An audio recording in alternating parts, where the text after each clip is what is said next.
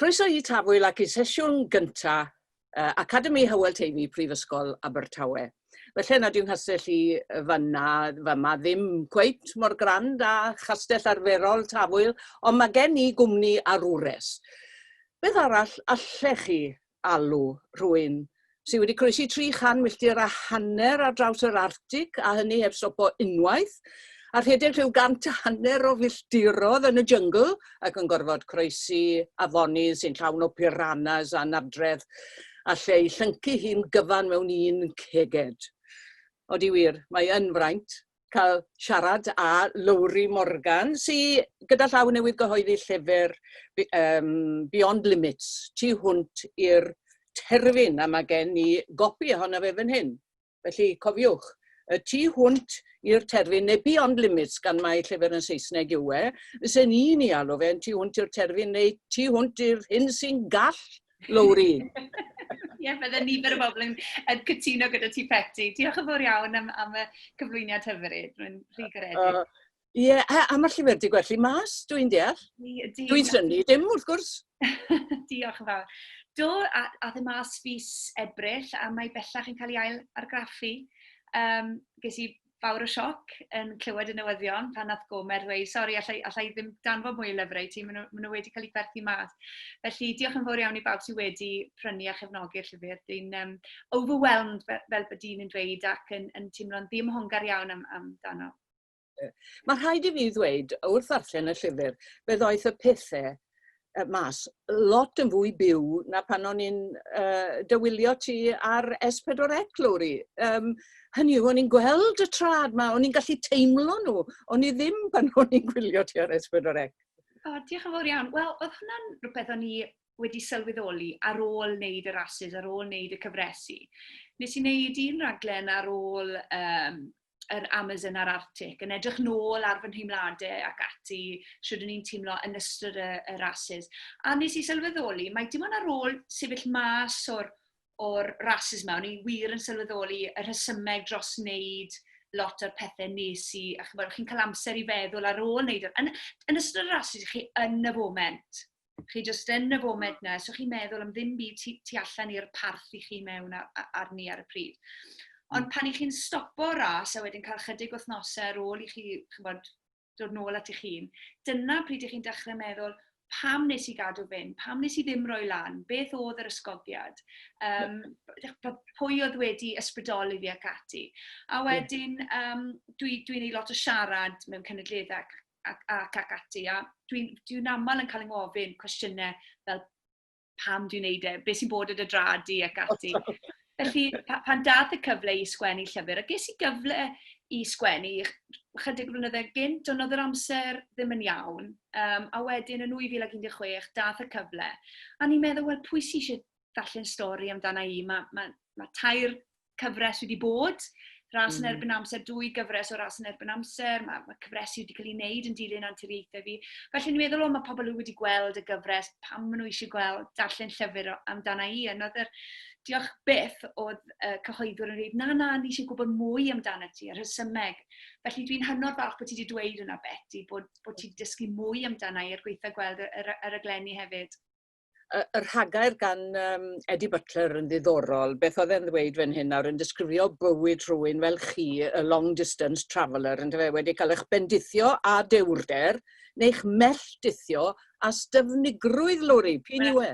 Wel, oedd Eddie yn ffantastig, achos nes I sgwennu 80,000 o eiriau a danfon nhw at Gomer. A dethon nhw'n ôl yn dweud, gret, wnaethon ni fwynhau beth wnaethon ni ddarllen, ond does dim digon amdana ti, Lowri. Dwi ti ddim wedi mynd I ddyfnder dy feddwl di. Dwi ti ddim wedi wir egluro beth o ti fel pan o ti'n blentyn ac ati. Ges ti eni fel hyn, neu rhywbeth sydd wedi datblygu ynddo ti, a ni fel na, sneb eisiau gwybod amdana I, a ni'n gwrthod gwneud. A nhw'n ffynu dweud, reit, ni'n rhywun byddai gallu helpu ti. So dath Eddie wedyn I siarad â fi, a dweud, reit, come on nawr, Lowri.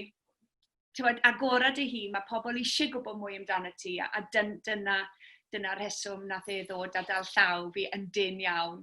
A mynd dros yr holl beth, a rhoi'r popeth at ei gilydd gyda fi, a mae Eddie'n thryllith pan o'n i'n dod i sgwennu. Felly o'n i'n hynod lwcus i gael ei gymorth i liwio fi trwy'r holl broses. A wedyn pan nath ddangos fi'r rhagair, nath ei fi deimlo'n eitha emosiynol, mae'n fi gyfadde. A wedyn mae yna lun ohono ti yn 2 oed, a mae'r lun ffantastig, achos dim gwen o gwbl, ond mae'r olwg benderfynol yna yn y llyged, hyd yn oed yn 2 oed, Lowri. Ie, yn union. A beth sy'n ddoniol yw, mae Gwilym yn 5 mlwydd oed bellach. O, die. Mae pawb wedi bod yn dweud, mae'n debyg i, mae'n edrych rhywun sbit a'i dadau, tam bod nhw'n gweld y llun yna. A mae Gwilym yn gwmws yr un peth, yr un edrychiad hefyd, a pan weles i'r llun yna, o'n i fel, dyna'r llun sy'n rai fi roi yn y llyfr, achos ti'n hollol gywir, dyna beth o'n i'n gweld hefyd, y penderfyniad a'r styfnigrwydd hefyd. Hyd yn oed yr oedran hefyd. Ie. A Richard, y meddyg, a Ceri, y nyrs, dy rieni, ond nhw'n rhoi pob anogaeth, ynddo nhw.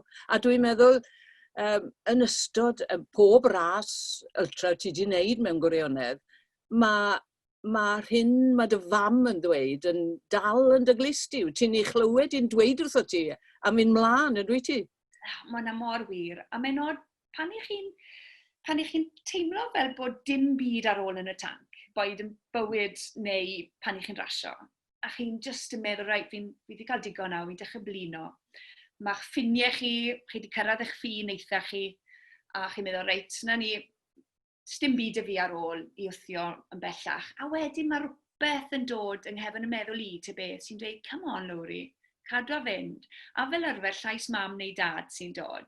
Achos maen nhw wastad yn dweud ambell i beth, yn enwedig jyst cyn mynd am ras fawr. Maen nhw'n jyst yn dweud rhywbeth eitha doeth, sy'n dod nôl ata i yn ystod y ras fel anogaeth i gadw fi fynd. A maen nhw wastad wedi bod yn llawn cefnogaeth. A mae'n anodd mewn ultras, dyn nhw ddim wedi llwyddo i ddilyn fi drwy gydol ras llawn, yn reswm, am sawl reswm, oherwydd dwi'n naillai yng nghanol jwngl neu yn yr Arctic. Neu hefyd mae rases yma yn cymryd dros wythnos, a mae'n amhosib i rywun ddilyn fi drwy gydol ras gyfan. Ond maen nhw wastad yn trial bod ar y llinell gychwyn, a maen nhw wastad yn trial bod ar y llinell derfyn, os maen nhw gallu bod yna. A bob tro, mae geiriau Gwilym wedi dechrau dod ata i hefyd yn ystod rases, achos fi'n cofio nes i wneud ras Cefn y Ddraig, a dwi'n sôn amdano fe yn y stori, a nes i ffono fe lan yn ystod y ras. A wedodd e, cofia, cer ati i ennill nawr, mam, rhaid ti ennill y ras. A ni ddim eisiau siomi fe trwy dweud, wel, sa'n credu bod chans o fi ennill y ras yma, am sawl reswm. A wedodd e, na, mae rhaid i ti ennill. Mi rwy ti'n enillydd, mam, mi rwy ti'n enillydd. So, diwrnod ar ôl ni, o'n i'n redeg, o'n i'n stryglo. A wedyn dath i eiriau fe nôl atai, a wedyn o'n i'n meddwl, mae pawb yn enillydd os maen nhw'n gwneud i gorau glas, os maen nhw'n gwneud i gorau glas, dim byd mwy i chi'n gwneud, i chi'n enillydd. A mae pethau bach fel yna, fi wastad yn ffindo rhyw fath o olwg gwahanol o edrych ar y geiriau yna, a trial troi nhw mewn i rhywbeth positif. I chi wedi colli ras te? Chi di ffeili gorffen ras? Sy'n gyfystyr a colli am hynny?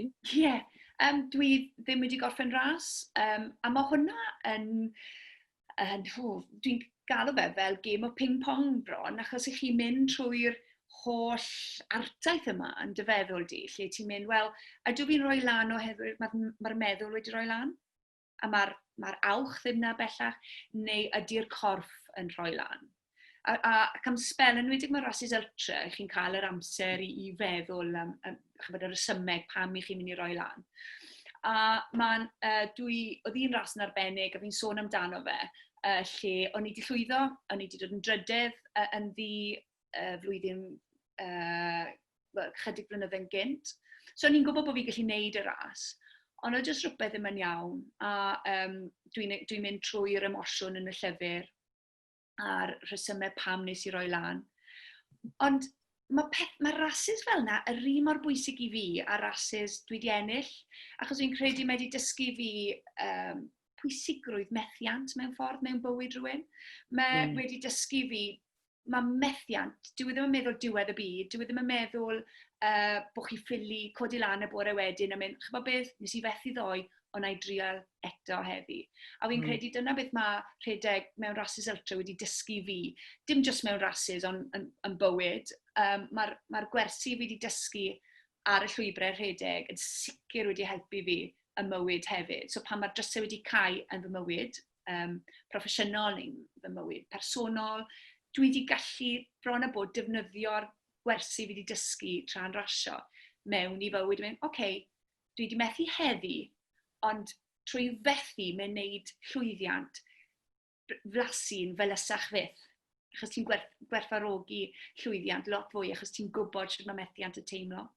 Un peth arall dwi wedi dysgu yn ystod y rhasys yma, a hefyd, dim just y rhasys, a fi'n sôn amdano fe yn y llyfr, be fi wedi dysgu o'r holl waith ymarfer, chybod dyn o lan am 1:04 y bore i fynd mas i redeg 30 milltir cyn brecwast mwyn gallu ffito fe gyd mewn. A wy'n dyn o lan am cloc larwm yn mynd a fi'n, o'r peth olaf eisiau gwneud yw gadael y gwely'n wedig yn y geia, gadael y gwely, chybod, cynnes a chlyd a mynd mas ar yr hewl neu dros y mynyddoedd.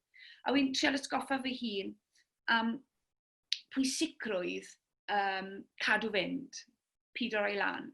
A fi'n trial dweutho fi, reit, beth i ti moyn heddi, Lowri, a beth i ti moyn fwyaf? Beth i moyn fwyaf heddi, a beth i moyn fwyaf yn gyfan? So pan mae'r cloc larwm na'n mynd, fi'n gofyn y cwestiwn i fy hun, reit, Lowri, beth i moyn nawr? Oce, fi eisiau sefyll yn y gwely, clyd a chynnes, ond beth i moyn mwyaf yw fi eisiau llwyddo yn y ras fi'n ymarfer ar gyfer. So pethau bach fel yna sy'n cadw fi fynd. Achos dwi'n meddwl amdano chi, Lowri, chi'n sôn am codi, fel chi'n dweud, am 1:04 y bore, a rhywun yn mynd â chi wedyn i Fannau Brycheiniog, a gollwch chi fyny, a wedyn i chi'n rhedeg nôl 60 milltir. Ac yn, wel, wedyn erbyn brecwast, yn dyfa? Ie, na fi. Dwi'n beth i fi, yn gwbl ddwl, Lowri. Wel, dyna ni, mae rhaid i chi ddweud o'ch hunan. Reit, dwi eisiau, naill ai cysgu mewn gwely dros nos, a methu'r sesiwn hyfforddi, achos dwi ddim yn gallu ffito fe mewn i fywyd bob dydd. Dwi'n fam, dwi'n gweithio, dwi'n wraig, dwi'n ferch i rieni, dwi'n agos i'n heulu, agos i'n ffrindiau ac ati.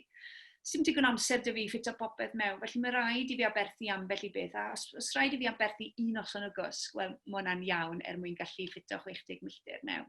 So yn aml, dwi'n ffodus, mae Siôn yng Nghori yn hynod gefnogol, so bydde fe enghraifft yn gwarchod gwylym dros nos, a wedyn byddai'n mynd lan i'r Fannau Brycheiniog a rhedeg dros y mynyddoedd nôl fel o ti'n dweud 60 milltir. A mae'n anodd, a weithiau ma' na degell lle ti'n meddwl, mae hwn yn hirt, Lowri. Mae fe yn beth yn y byd i chi'n neud. Ond pan i chi'n cyrraedd copa mynydd yng nghanol y nos, i chi'n edrych lan a chi'n gweld y sêr, chi'n gweld, a falle mae'n noson glir, a chi'n gweld beth dim byd gwell na gweld y lleiad, y sêr, a dim ond chi sy'n ar ben y mynydd. A wedyn, pan i chi wedyn yn rasio, wedyn chi'n gweld i'n gwawrio, fel arfer dros Fannau Brycheiniog. Mae'n rhywbeth sy'n ei chi werthfawrogi pa mor bwysig mae bywyd, a pa mor fregus mae bywyd hefyd. A fi'n credu, dim ond un bywyd ni cael, mae rhaid ni wneud fwy ohoni, a fi'n credu, mae pobl yn gofyn pam wyt ti'n wneud yr holl bethau yma. A dwi jyst yn teimlo yn gryfach na bod fi'n hun, dwi wedi cael y cyfle yma i fyw bywyd llawn antur, a dwi jyst ddim eisiau bod yn rybys yn bywyd. Dwi ddim eisiau methu'r cyfle yma o fyw bywyd llawn antur a chyffro ac ati. A wi eisiau gwneud y mwy ohoni. Mae yna lot o resymau fel ti'n gwybod, Beti, pam dwi'n neud, a mae hwnna'n sicr yn un rheswm. Felly, ie, mae'n swnio'n hirt y pethau dwi'n neud, ond mae yna adegau sy'n mor special. Chi'n anghofio am yr adegau hirt neu'r adegau sy'n rili galed, achos mae'r uchafbwyntiau mor ffantastig, mor eithriadol o brydferth. yn emosiynol hefyd, ond hefyd yn wenedol. I chi jyst yn gwerthfawrogi beth i chi'n neud, a mae rhaid i chi feddwl yn bositif. Achos, enwedig mewn rhasys ultra, os ych chi'n meddwl yn negatif, wel, mae'r ras drosodd. Newch chi ddim llwyddo.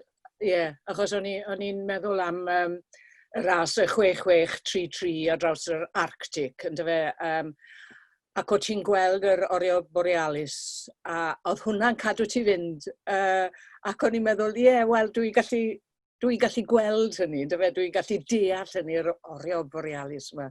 Ie, a oedd hwnna'n wers bwysig i mi, achos o'n i yn cysau mewn i'r machlud mwyaf ffantastig yma, achos o'n i'n ofni'r tywyllwch. Bob nos o'n i mas yn yr Arctic, bob nos o'n i'n gweld yr haul yn disgyn, a o'n i'n meddwl, con i mynd, mae'n mynd i fod yn oer, mae'n mynd i fod yn unig, fi'n mynd i frwydro a diffyg cwsg, mae'r hallucinations yn mynd i ddechrau.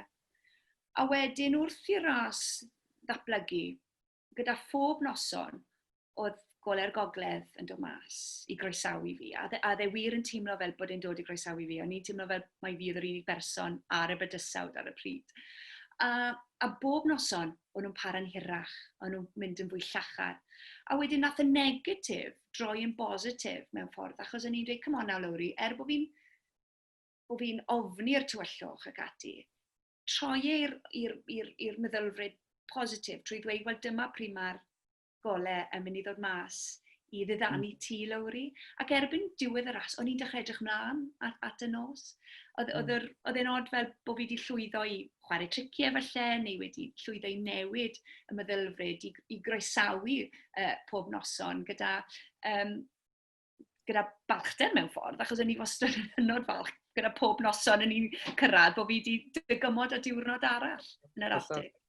I fynd nôl i'r blentyndod, oedd e'n swnio'n blentyndod delfrydol, yr awyr agored, yr rhedeg a cefnogaeth dy rieni, ynddo fe.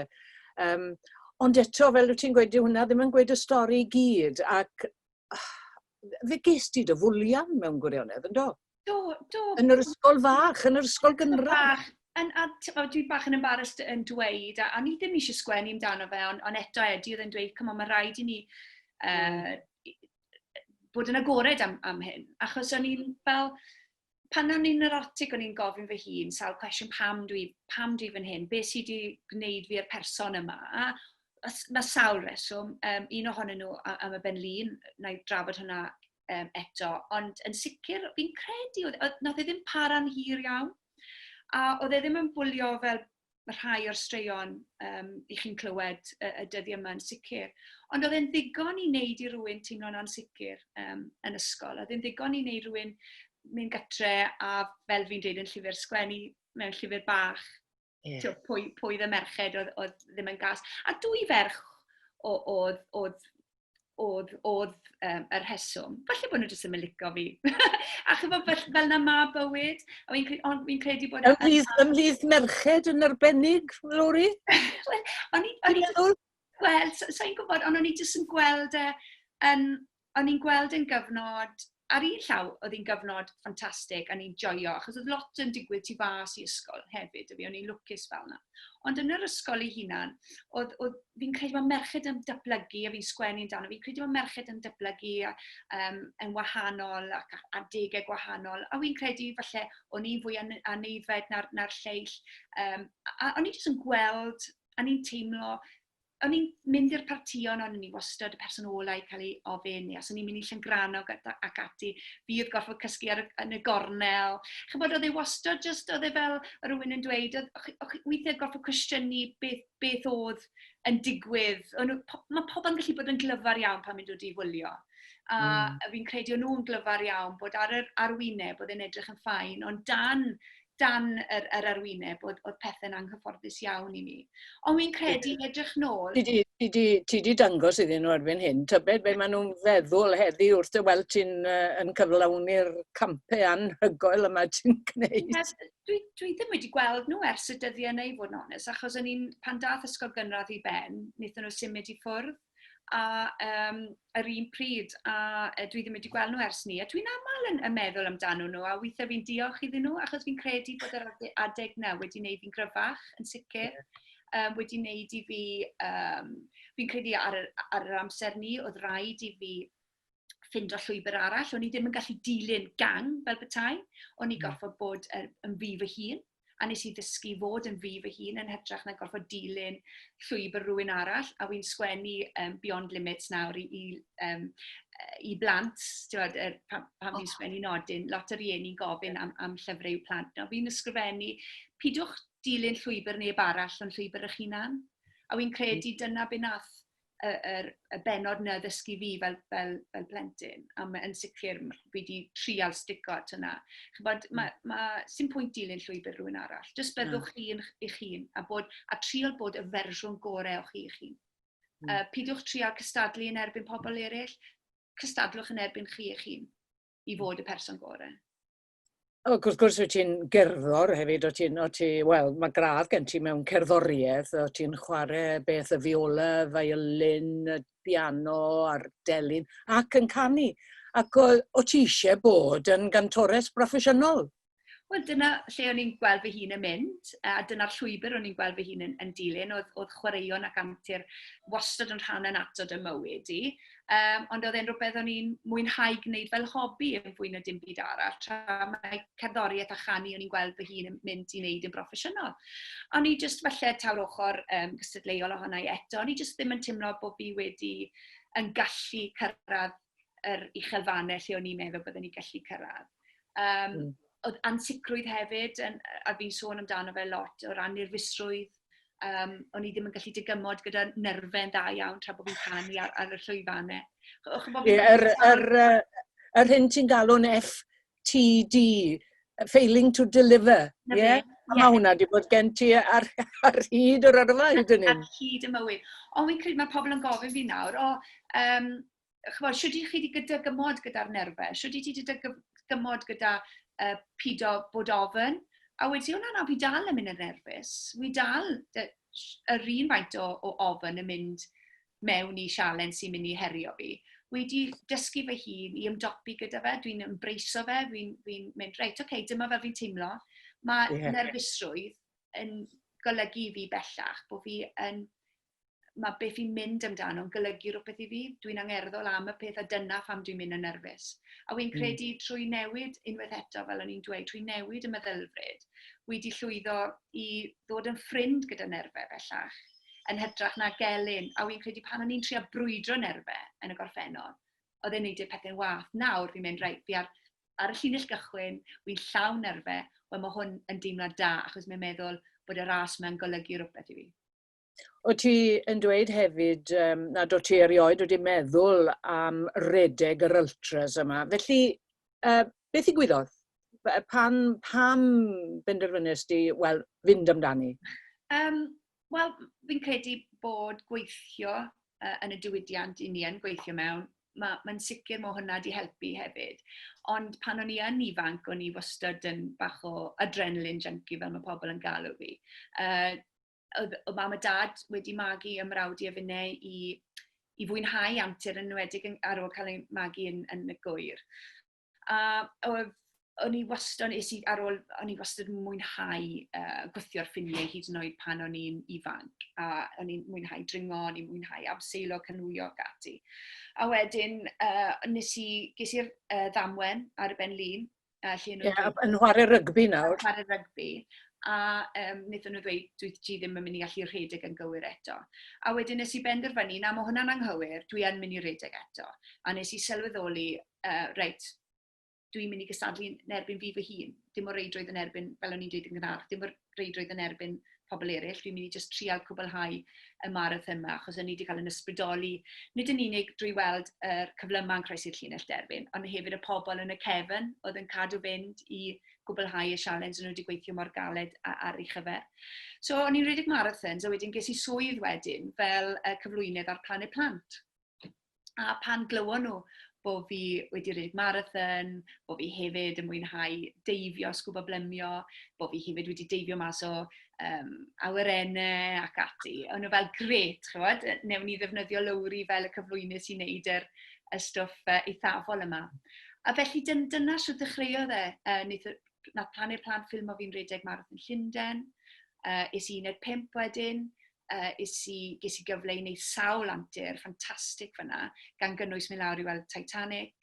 A wedyn pan nes i adael 15, dwi'n mynd trwy'r stori, o'n i'n meddwl, wel, mae rhaid i fi trial parhau i weithio yn cyflwyno teledu, achos dwi wrth y modd yn neud e. Felly nes i sgwennu syniad am cyfres i blant, lle o'n i'n neud chwaraeon eithafol, gath hwnna ddim i gymryd blaen, ond wedyn nes i sgwennu fe to, gyda chwmni pob un, a wedyn yn y diwedd, wnaethon nhw ddweud, wel, ni eisiau chi wneud rhaglen lle mae un yn gweithio i ffiniau nhw i'r eitha. A dyna lle nath ras yn erbyn amser ddechrau. I fi nôl at y Titanic, fe gymrodd i beth 2 awr a hanner i ti i blymio i'r gwaelod, a 6 awr i fynd o gwmpas y llong. A'r hyn weles ti, oedd y glo. Y glo wedi dod o lofa Merthyr Mawr, ynddo? Ie, yn union. Pan ges i'r cyfle i fynd lawr i weld Titanic, mae'n od o beth, achos o'n i'n teimlo, wel, dwi ddim yn gallu paratoi yn gorfforol ar gyfer y sialens yma. Oedd e'n deimlad eitha estron i fi, achos pan dwi yn cael sialensau, nhw fel arfer yn gofyn am lot o waith paratoi corfforol, ond oedd hwn jyst yn fwy jyst eisiau mewn llong danddwr am 12 awr a mynd amdani. So o'n i wedi dechrau gwneud gwaith ymchwil ar y Titanic, a es i bach yn obsessed gyda hi, achos mae'n gymaint o straeon. Straeon y bobl, straeon yr adeiladu, straeon y digwyddiad i hun ac ati. Felly, un o'r straeon oedd wedi cael gafel arna i oedd yn sicr stori'r glo. Ac wrth gwrs, achos y streic yn Lloegr, o'n nhw'n defnyddio glo o Gymru oedd yn wych ar gyfer y llongau ar y pryd, wrth gwrs. So pan wnaethon ni lanio ar waelod y môr, y peth cyntaf weles i oedd y creigiau anfethol yma o lo. Ac wrth o'n i'n meddwl, glo Gymru, pa mor ironig yw hwnna. A y peth cyntaf weles i, oedd hi'n brofiad byth gofiadwy. Oedd hi'n fel bod ar roller coaster o emosiynau Beti. Ar un llaw, o'ch chi ffili help bod yn excited i weld y llong yma, y llong chi wedi studio am flwyddyn, a gweld yr holl arteffactau yma ar waelod y môr. Sgidiau plant dal i fod yna, suitcases dal yna'n atgoffa chi o fywydau'r pobl yma, yn breuddwydio am fywyd newydd yn America. Ond hefyd, oedd e, fel o'n i'n dweud gyda'r arteffactau, oedd e'n atgoffa chi bod chi'n edrych ar garreg fedd i 1,500 o bobl. Ond Ac oedd hyn cyn iddyn nhw wneud y ffilm Titanic, ynddo fe? Na, oedd e ar ôl y ffilm Titanic. Ar ôl y ffilm? Ie, ar ôl y ffilm Titanic, oedd James Cameron wedi bod na, a wedi defnyddio'r llong y danddwr o'n i mewn, a'r llong celdish, y llong wyddonol o'n i arni. Ond beth oedd wedi digwydd ar ddiwedd y daith, wrth i ni ddod bant o'r llong, oedd James Cameron yn dod nôl arni i ffilm ar y Titanic, Into the Abyss. So dyna, oedd Hollywood a 15 wedi croesi gilydd nhw. A lle ni fynd mlaen am oriau i siarad, Lowri, ond beth am canolbwyntio ar bethau fel, chymod, Marathon y Jungle yna, ynddo fe? Cael a chael oedd hi, bod chi wedi cael caniatad i fynd fyny, ynddo fe? Achos oedd na restr o bethau oedd yn wrong ar eich corff chi. Ie. Wel, ges i, mam gi wedi marw, mam yn had wedi marw yn 36 o drawiad y galon. A felly oedd dad sy'n feddyg yn awyddus i fi cael test y profion i weld pe bydden ni wedi etifeddu yr un clefyd a mam gi ac ati cyn bod fi'n mas i'r jwngl. Felly eithon ni weld arbenigwr a wnaethon nhw ddarganfod bod yr electrics ddim yn gweithio yn iawn. A bydd siwr o fod angen pacemaker arna i. Dwi ddim wedi cael unrhyw broblem ers hynny, ond fi'n credu falle achos bod fi wedi gweithio'n ffiniau i ers hynny, dwi wedi bod yn hynod ymwybodol yng nghorff fi, dwi yn gryndo, fi'n credu bod hwnna mewn ffordd wedi helpu fi yn hir dymor gyda ngyrfa'r redeg, bod fi wedi gallu gryndo ar yng nghorff fi a gwybod pryd i wthio, pryd i ddim. Ond ie, oedd yr adeg yna yn eitha tough, achos gerddes i mas, o'n i'n upset o dad gyda fi ar y pryd. A nath ei ddweud gryda, o leia ti'n gwybod nawr, mae'n lwcus bod ti wedi ffindo mas nawr. A mae hwnna'n mynd i helpu ti'n hir dymor, fel o'n i'n dweud, i wrando ar dy galon ti lot fwy, ac i fod yn ofalus. Ac yn sicr, mae hwnna wedi gwneud fi'n fwy synhwyrol fel rasiwr, a fel athletwr, pan fi yn neud y pethau hirt yma fel mae rai pobl yn cael nhw.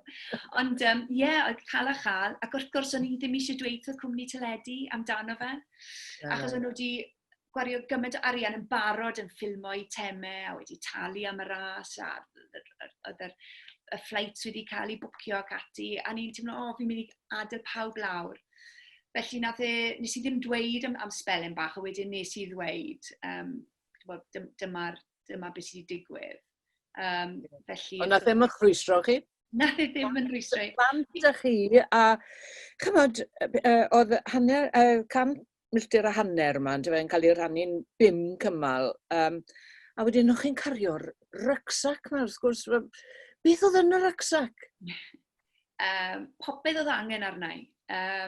Sydd ddim lot i fod yn onest gyda chi. Oedd 15 kilo yn y sach.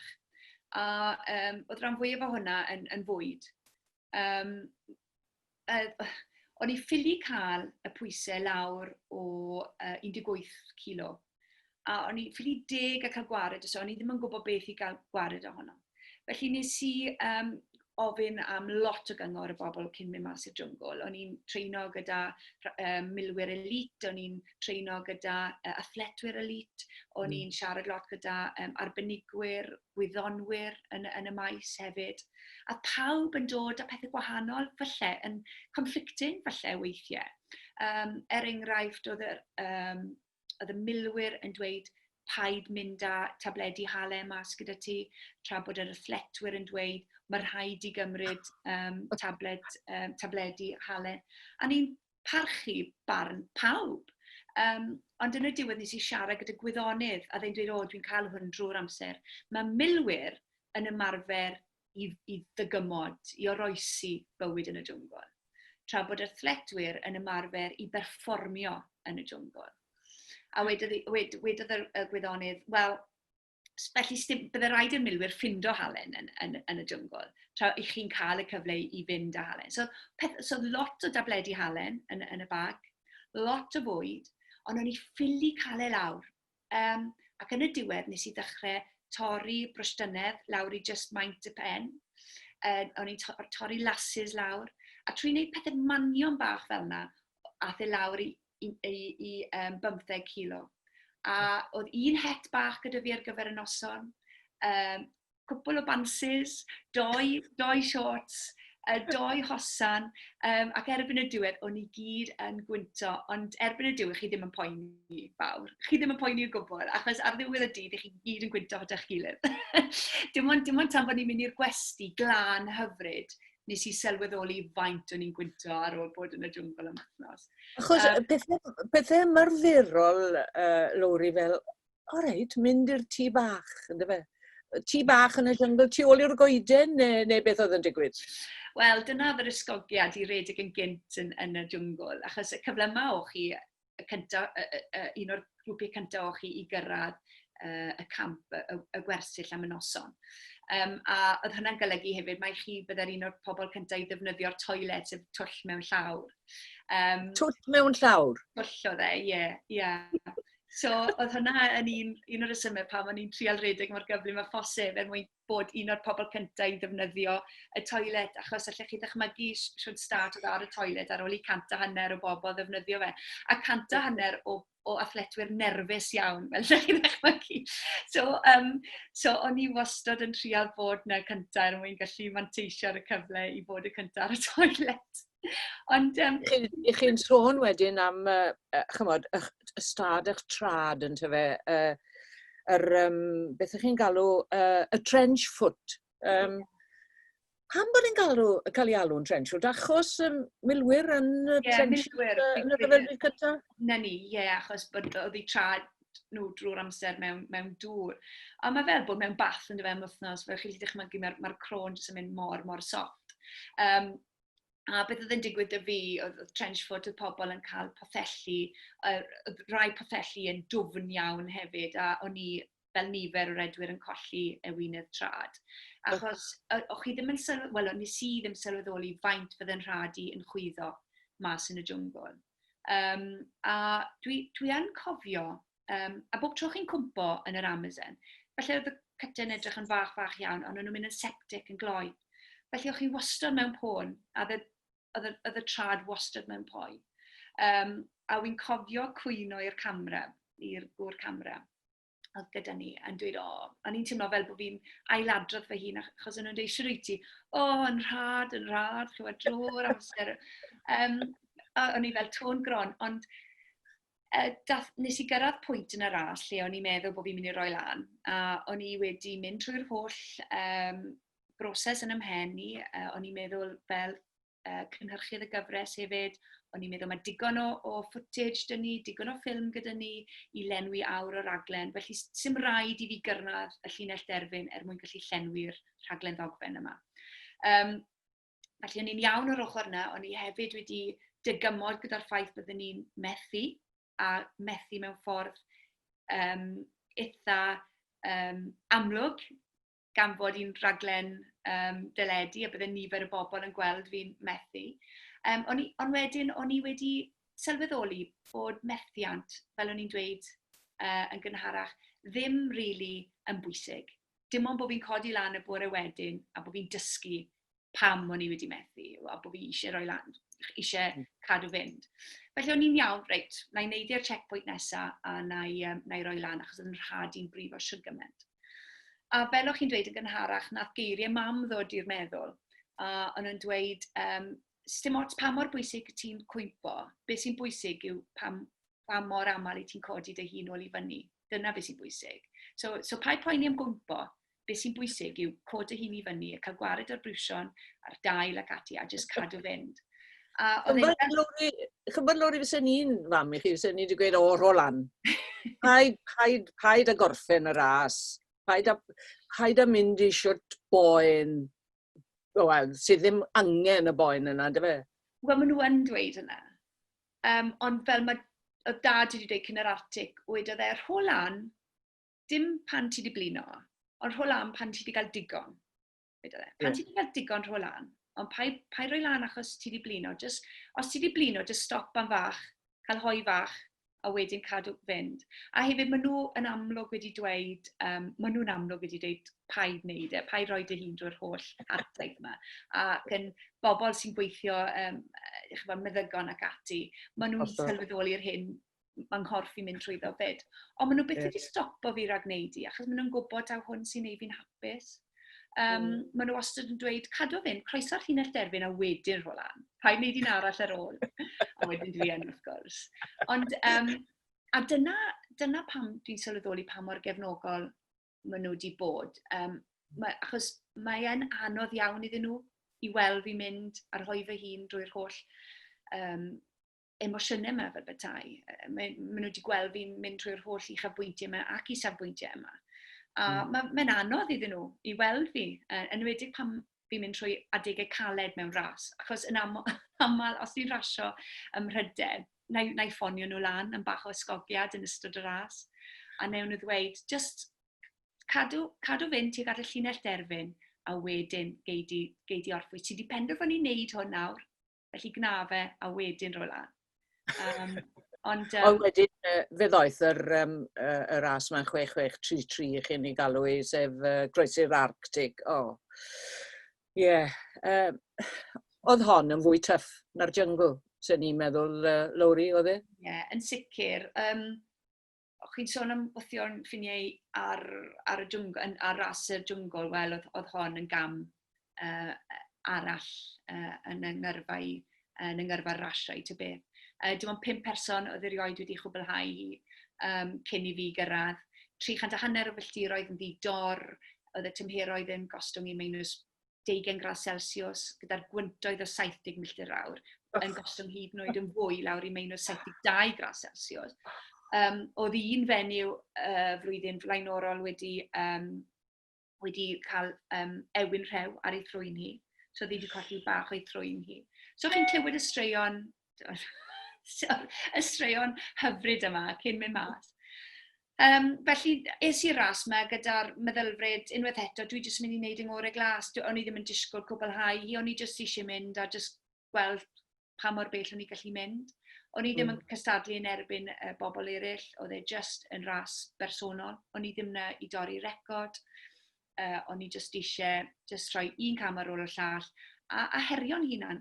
A fel o ti'n dweud am y llunau pan o'n i'n 2 mlwydd oed, dyna fel o'n i pan o'n i'n 2 mlwydd oed.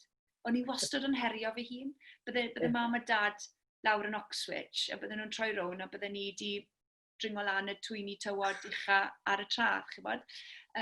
Wastad yn just trial gweld os o'n i gallu gwneud yn herio'n hunan. A dyna beth oedd rhesymau gwneud yr Arctic.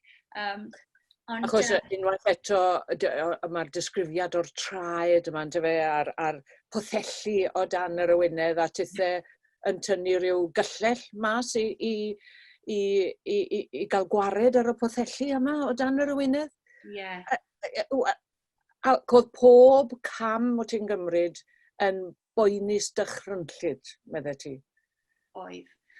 Byddwn ni yn, enghraifft, byddwn ni falle yn mynd 4 awr yr hugain a stopio am 2 awr i gysgu. A wedyn dechrau to am 48 awr yn ddidor. A wedyn, oedd e'n rhadi mewn gymaint o boen. Ond fel yn y jwngl, byddwch chi gallu stopo a edrych ar eich trad chi. Ond yn yr Arctic, ydych chi ddim yn gallu gwneud hynna. Wel, chi gallu gwneud ond mae'r corff yn oeri siwr gymaint. Felly ni'n gwrtho gwneud hynny tan bod fi yn ffindo cysgod i allu gwneud e'n saff. Ond o'n i'n gwybod bod rhywbeth ddim yn iawn gyda'n rhadu. Oedd jyst y poen dychrynllyd yma. Ond fel cerddor, o'n i'n trial teimlo'r rhythm yn rhadu a trial wneud rhyw fath o gerddoriaeth mas o'r rhythm. So bob tro oedd y rhythm ar sticks, chi'n meddwl trad ar sticks, o'n i'n bron y bod yn creu cerddoriaeth yn ymhen i drial peidio meddwl am y poen. A wedyn unwaith eto nes i trial, fel gyda'r nerfau, nes i just trial derbyn y poen. Nes i mynd, reit, mae'r trad yn poenus. Chybod, dyn nhw ddim yn gallu mynd lot lawer gwath na beth nhw nawr. Felly just cadw o fynd. Beth am y pethau ymarferol wedyn ar y ffordd iâ yma, o'n i'n sôn am y tŷ bach yn y jungle, sef twll yn llawr, a hwnnw'n drewi. Siwr oedd i te yn yr Arctic, achos dwi'n meddwl, o popeth yn rhewi yn dod e'n syth, felly beth oedd y digwydd? Ie, wel, pan o'n i'n rhedeg gyda neu cerdded gyda'r trad mewn gymaint o boen, byddwn ni'n crio a byddai'r dagren rhewi, felly ni'n meddwl sy'n pwynt crio. Yr un peth gyda mynd i'r tŷ bach, o'n nhw wedi dweud cyn i'r ras ddechrau, 30 eiliad sydd chi fynd i'r tŷ bach. Felly, os allech chi ddechmygu, es i ddim i'r tŷ bach lawer.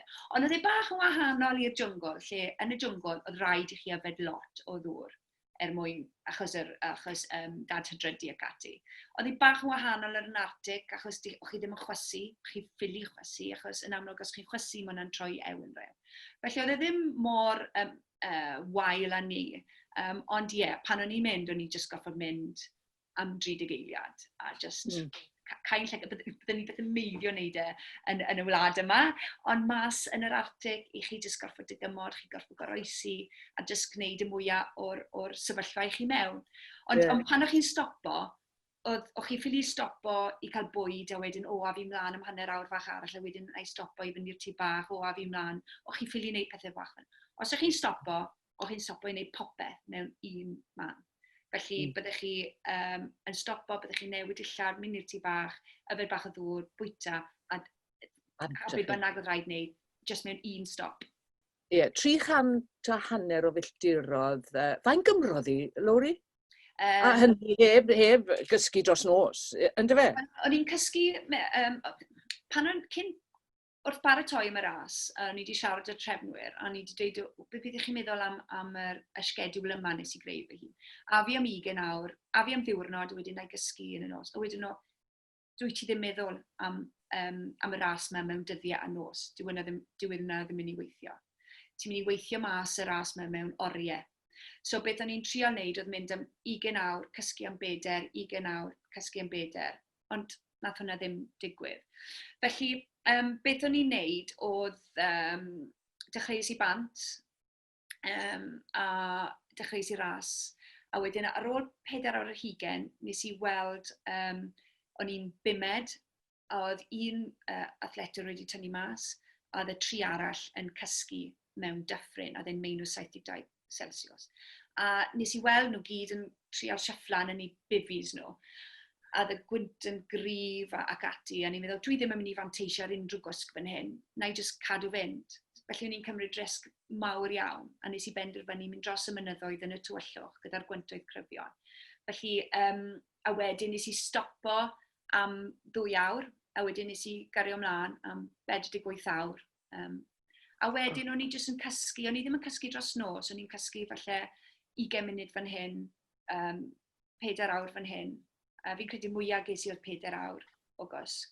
Ond o'n I fel arfer, oedd dim un diwrnod o redeg yn llai na 10 ar 10 awr. A wedyn o'n I jyst... Fi'n credu nes I cael rhywbeth fel 12 awr o gysg yr wythnos yna. A fi'n credu bydden ni edrych nôl.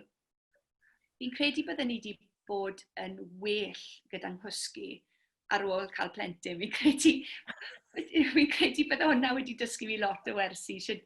Beth I ni gallu wneud heb lawer o gysg I fod yn onest. Oedd 6 wedi mynd am y 350 o filltiroedd, ydy fe, 4 dyn, 2 fenyw, dim ond un orffennodd y ras, ydy fe? Ie. A pwy chi'n meddwl oedd honno? Ie. Wel, oedd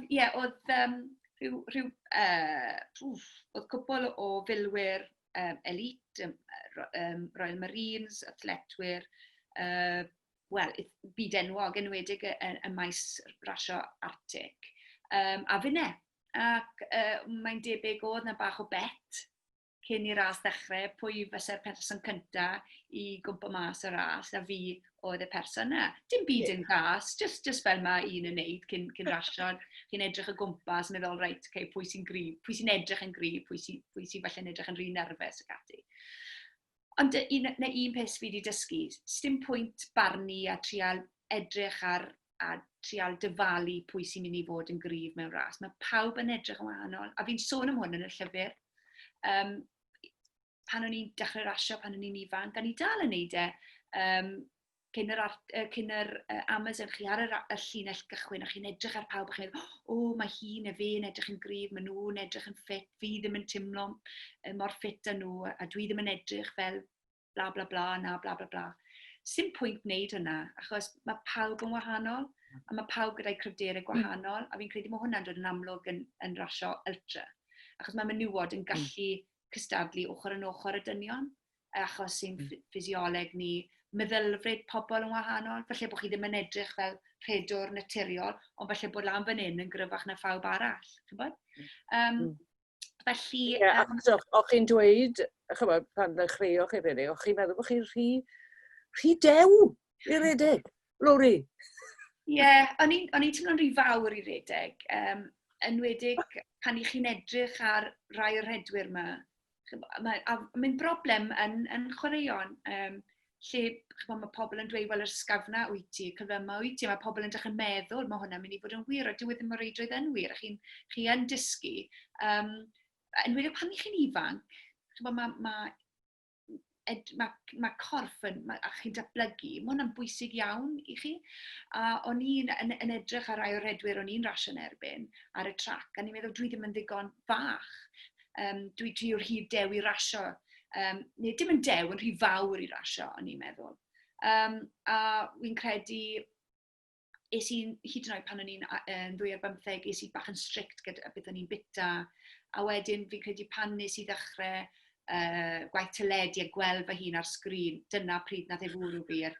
Waw, fi ddim yn hoffi fel fi'n edrych, achos wrth gwrs mae teledu yn rhoi bach o bwysau. Lowri, be chi'n meddwl yn yna I ar un y blynyddoedd wedi bod ar y teledu? Wy'n gwybod fel I chi'n teimlo. Mae body image yn rhywbeth mor bwysig, a fi'n credu... O dyle fe ddim bod yn bwysig? A dyle fe ddim yn union, a dyna beth fi'n trial dweud wrth plant. Chi'n meddwl ar y pryd bod e'n holl bwysig, ar y pryd, ond dyw e ddim. Fi'n edrych ar fy hun nawr, a fi'n edrych ar yng ngoesau, a fi'n meddwl, mae'r coesau yma wedi cario fi dros gymaint o beth. Maen nhw'n gryf, maen nhw'n I fi'n berson cryf. Dwi wedi gallu digymod gyda sydd gymaint o heriau achos mae'n nghorff fi'n gryf. sim corff perffaith dy fi, ond mae'n gorff dwi'n hynod falch ohono. Achos mae wedi cyrio fi dros yr holl brofiadau yma. Ie, wel, chymod beth, Lowri, allan ni fi mlaen am oriau i siarad â chi, ond ie, mae rhaid dod i ben, chymod, fel maen nhw'n dweud, mae'r cloc yn erbyn ni. A dych chi ddim wedi gorffen redeg, achos chi welwch chi tan bod pan oedd Gwilym yn y bygu, o'ch chi'n redeg gyda'r bygu. Ac ych chi'n dal i redeg, yndych chi? Ych chi'n bob dydd? Na, dwi ddim yn rhedeg sy'n gymaint nawr, achos dwi wedi cael y newyddion bod y mewn luniau'n dechrau mynd nawr. Felly mae hwnna, a fi'n cofio siarad â chi Beti flynydde maith yn ôl, a nes i holi i fi ar bryd ni, beth sy'n mynd i ddigwydd pan i chi ffili redeg bellach? A nes i ddweud bryd ni, na i ffindo sialens arall, Beti. A dyna beth fi'n neud. Mae'r pengliniau'n dechrau mynd, felly fi'n meddwl yn hir dymor nawr. Fi dal yn gallu redeg, a fi'n joio redeg, just gymaint nawr, oherwydd fi wedi dechrau seiclo. A dwi ddim yn dda iawn ar y beic. Dwi'n anobeithiol i fod yn onest ar y beic. Ond fi'n mwynhau y sialens. A fi'n mwynhau gweld y camau bach dwi'n cyflawni. Gyda redeg, felly ni lan fan hyn ar beicio fi fan hyn, ond fi dal i symud lan. A mae hwnna'n neud fi'n gyffroes iawn. Rhasys seiclo felly yn y dyfodol, te? Byddwn ni'n ddigon gallu gwneud Ironman a rhasys seiclo felly. A mwy fi'n trafod ar hyn o bryd gwneud rhywbeth gyda gwraig arall sy'n mewn sefyllfa tebyg i fi, rhedraig ultra, fyd enwog, sy'n hefyd fel fi, penliniau'n dechrau mynd. A mae hi gwmwys yr un peth a fi yn dod i ddiwedd i gyrfa hi fel rhedraig. A mae di mynd i fyd y seiclo na, felly ni'n meddwl wneud rhywbeth o gwmpas y byd. O'n i'n gobeithio wneud y flwyddyn nesaf, ond fi'n credu gyda popeth sy'n digwydd nawr, fi'n credu bydd hwnna ddim yn digwydd blwyddyn nesaf. Ond mae'n amser cyffroes, a fi'n credu fel fi'n sôn yn y llyfr, mae un drws yn cael, ond mae drws arall yn agor. A fi'n credu bod rhaid chi fod yn parod fel person i folfo. So, yn gwybod cael Cymraeg, sori. Ond mae rhaid bod chi gallu ffind o ffordd i falle dilyn yr un fath o'r llwybr. Falle bod e ddim cweit y llwybr o'ch chi moyn dilyn, ond llwybr sy'n rhedeg paralel gyda'r hyn o'ch chi arfer wneud, os mae hwnna'n ei synwyr. I chi wedi dweud hefyd eich bod chi'n berson gwell, meddech chi, diolch i'r redeg. Wel, beth amdanoch chi sydd wedi newid te? Wedi dysgu i fod yn amyneddgar. Mae hwnna wedi bod yn wers fawr. Pan o'n i'n ifanc, o'n i moyn rhywbeth ddoe. A os o'n i ddim yn gallu os o'n i ddim yn gallu cyflawni'r hyn o'n i moyn, o'n i roi lan arno fe, achos o'n i eisiau bod yn dda nawr, o'n i eisiau bod yn well nawr, yn hytrach na gweithio ar gyfer be bynnag o'n i'n chaso. Beth mae'r rhedeg ultras, a beth mae'r rhedeg yn ei chyfanrwydd wedi dysgu fi, yw pan i chi'n rhedeg, er enghraifft, i chi moyn cyrraedd y llinell derfyn yn syth bin. Chi eisiau ras dod i ben, chi eisiau gorffen a mynd gytre, gweld y teulu yn y beth. A mae rhaid i chi fe'n chybod beth Lowri ymynedd, mwynha y foment, byw yn y foment yma, mwynha fe, a fe ddeithau. Os i ti jyst yn bod yn amyneddgar, bydd y llinell derfyn yn dod. Felly ddim mor gloi o beth licio ti, ond bydd yn dod. Meddwl am y crwban, meddwl am y plodder, cadw fynd, jyst paid roi lan. Ie, y plodder fel o'ch chi'n arfer eich galw yn pan am blentyn. A dwi'n hynod falch o'r gair yna, achos grafftr ydw i, gwaith proffesiynol, gwaith be bynnag fi'n gwneud, gwaith rasio. Dwi wastad yn teimlo fel bod fi falle wedi gorfod gweithio bach yn galetach mwyn gallu cyrraedd y lefel dwi eisiau gwneud. Mae lot o waith da fi wneud o hyd i fod y person licen i fod ar y llwybr y rasio, er enghraifft, neu'n broffesiynol. Ond ydych chi'n bod, dwi'n amyneddgar, dwi'n bodlon, just chipping away fel maen nhw'n dweud, cadw fynd, gweithio'n galed, dyfel parhau. A mae gwylym yn bwysig ebyn hyn, wrth gwrs, yn dweud? Odi. A mae fe wedi newid ymateb fi i sefyllfaoedd lle fi ddim wedi perfformio cystal beth o'n i yn ystod rasio. Fel o'n i'n dweud gynt, mae fe'n dweud, dwi ar y beic lot, a ni'n rasio ar maes virtual, digidol ar y beic, a wedys i wrtho fe pyddwrnod, dis i'n ola Gwilym. A wedi pa poeni mam, nes ti ennill achos nes ti wneud y orau glas, a nes ti ddim roi lan. A dwi'n meddwl, doedd dyneb plentyn 5 mlwydd oed.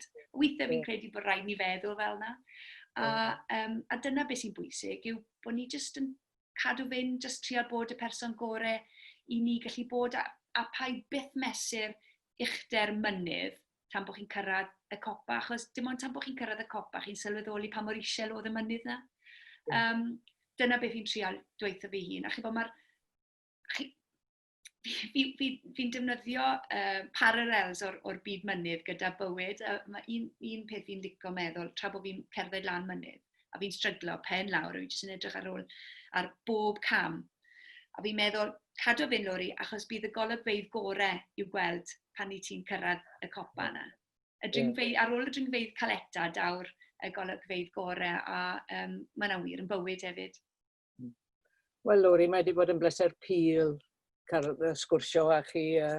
Diolch o galon, a cofiwch am y llyfr yma nawr, Beyond Limits, ac fe fydd na ail argraffiad yn ymddangos cyn bo hir, Lowri?